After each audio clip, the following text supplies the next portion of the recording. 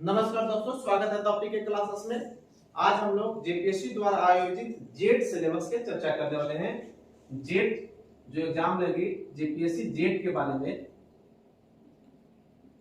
JPSC jet के syllabus को हम लोग देख रहे हैं, जिसमें हायर एजुकेशन को हम लोग देख रहे थे। हायर एजुकेशन में उच्च शिक्षा में हम लोग टॉपिक में देख रहे थे कि भारत में स्वतंत्र भारत में शिक्षा आयोग के बारे में। पिछला हम लोगों ने देखा राधा कृष्णन आयोग, स्वतंत्र भारत के पहला जो शिक्षा आयोग था राधा कृष्णन आयोग था, उसको हम लोगों ने देखा, जिसे उसको हम लोगों ने देखा जिसे विश्वविद्यालय आयोग के भी नाम से जाना जाता है। तो समय समय पर भारतीय शिक्षा व्यवस्था में सुधार करने के लिए टाइम टू टाइम समय समय पर एक आयोग बना, उस आयोग को हम लोग पढ़ रहे हैं। और आपको हायर एजुकेशन सिस्टम में एक आयोग से पूछे जाते हैं, किसी किसी आयोग से आपको टॉपिक उठा दिए जाते हैं, आपको पूछे जाते हैं। तो आज जो टॉपिक होने वाला है वह है मुदालियर आयोग। आज का जो टॉपिक है वो है मुदालियर आयोग।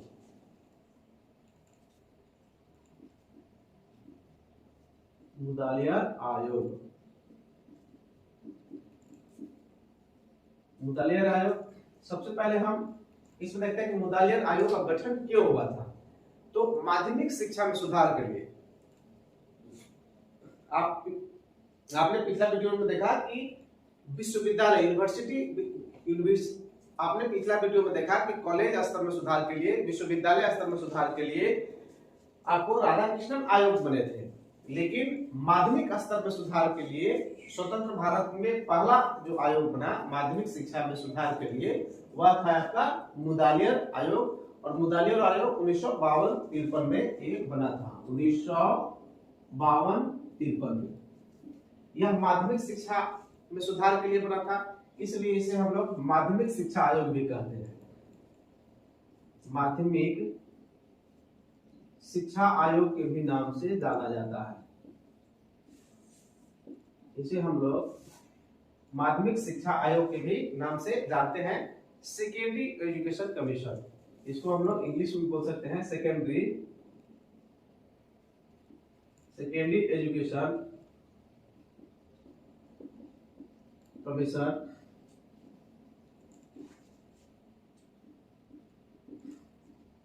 सेकेंडरी एजुकेशन कमीशन के भी नाम से इसे जानते हैं। अब हम देख लेते हैं कि इसके अध्यक्ष कौन थे। अध्यक्ष, मुदालियर आयोग के अध्यक्ष कौन थे? जैसा कि आप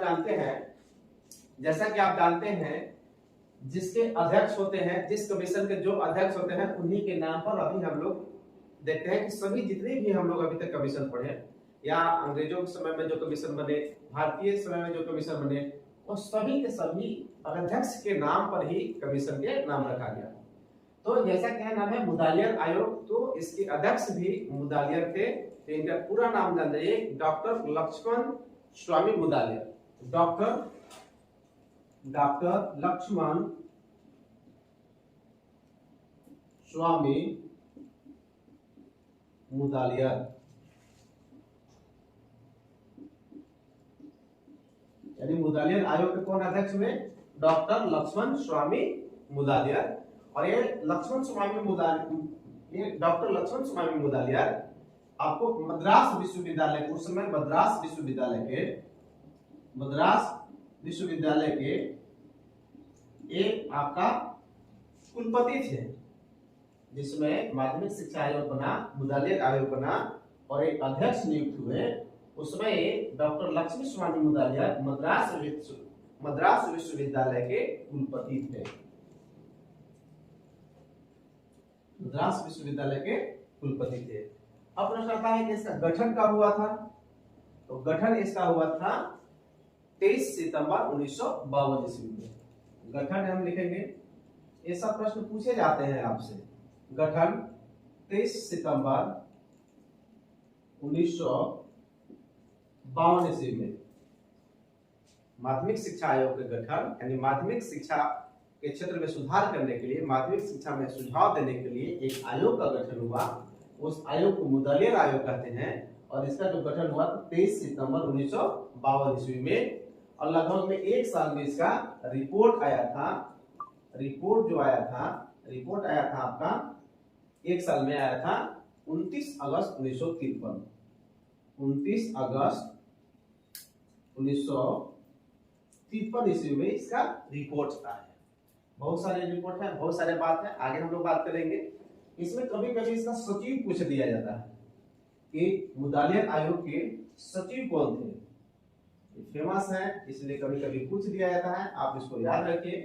तो doctor S N Basu, doctor S N Basu इसके सचिव हुए। डॉक्टर एस एन बासु इसके सचिव हुए, मुदालियत आयोग के सचिव हुए, डॉक्टर एस एन बासु सचिव हुए। और एक क्या क्या इसका रिपोर्ट आया, मुदालियत आयोग के क्या क्या रिपोर्ट आए, क्या क्या सुझाव आए, इसके हम सुझाव को वन बाय वन देखते हैं। मुदालियत आयोग के अनुसार माध्यमिक शिक्षा को दो भागों में बांट दिया गया। माध्यमिक शिक्षा को माध्यमिक शिक्षा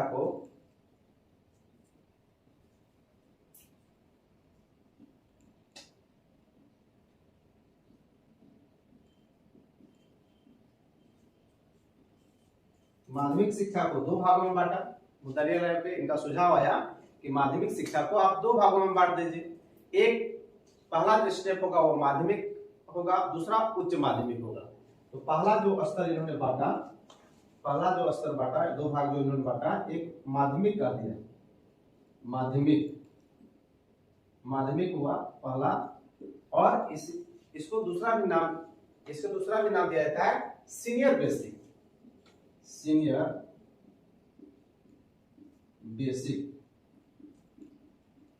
बेसिक के भी नाम से जाना जाता है।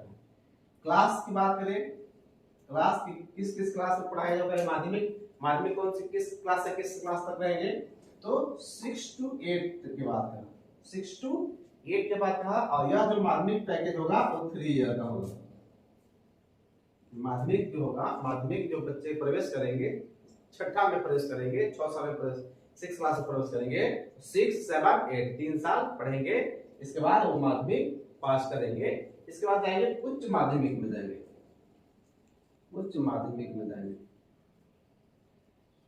माध्यमिक में क्लास की मैं बात करूं, उच्च माध्यमिक में होगा तो आपका होगा 9 to 12 होगा।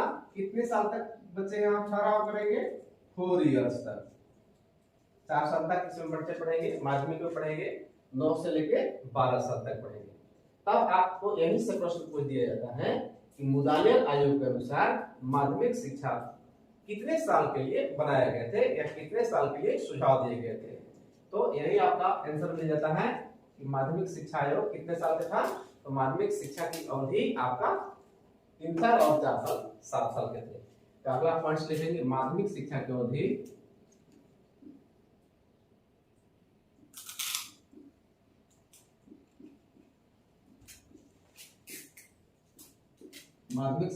कितने साल तक, 7 साल तक किया गया। इसके पाठ्यक्रम को भी 7 भागों में बांटा गया था।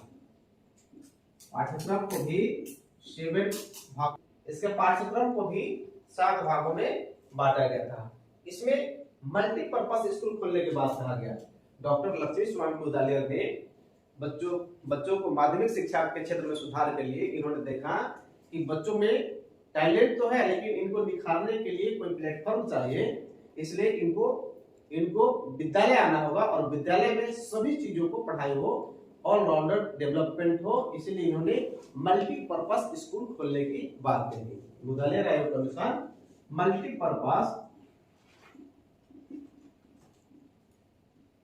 मल्टीपर्पज स्कूल खोलने की बात कही थी।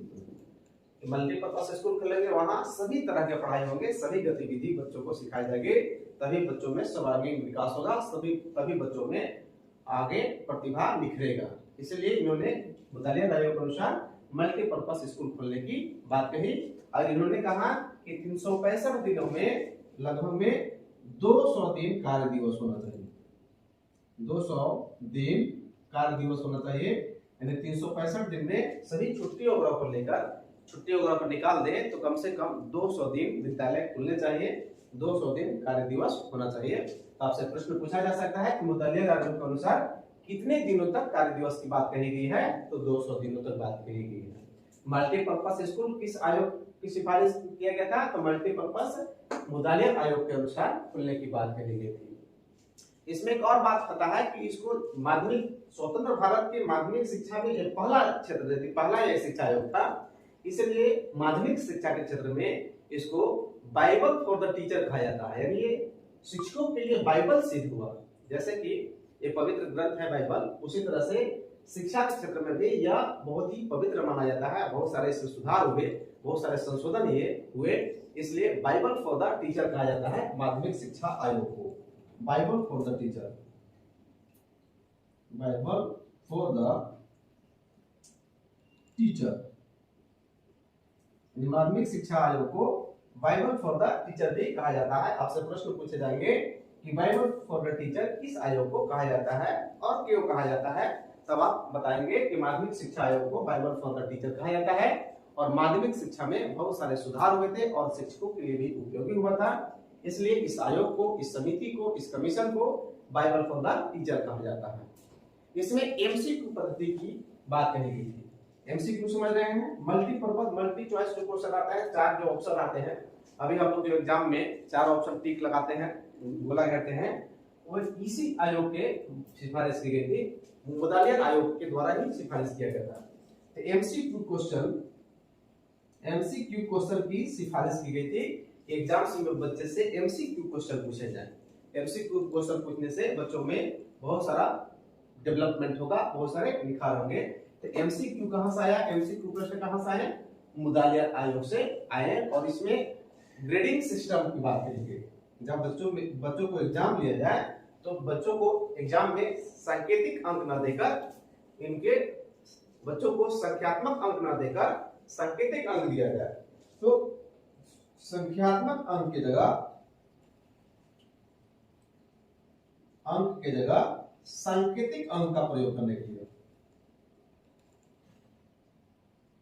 सांकेतिक अंक का प्रयोग करने के लिए सुझाव दिया गया था। जैसे एग्जाम अभी हम लोग देते हैं तो 90 ले आया, एक बच्चा 90 ले आया, एक बच्चा 80 आया, ठीक है, तो बहुत डिफरेंट आ जाता है। तो इन्होंने कहा कि नहीं, इन दोनों को दे दीजिए, एक दे दीजिए, ए प्लस दे दीजिए, तो बच्चा में ये एक तरह की कुंठित भावना नहीं होगा कि हम उससे कमजोर हैं, बच्चों के विकास में सिद्ध होगा और कहीं ना कहीं ठीक है। और सीबीएसई इसी मॉडल पर आधारित है और बहुत सारे लगभग में जितने भी एग्जाम्स हैं, अभी जैक बोर्ड भी आपको इसी तरह से ग्रेडिंग सिस्टम कर दिया है।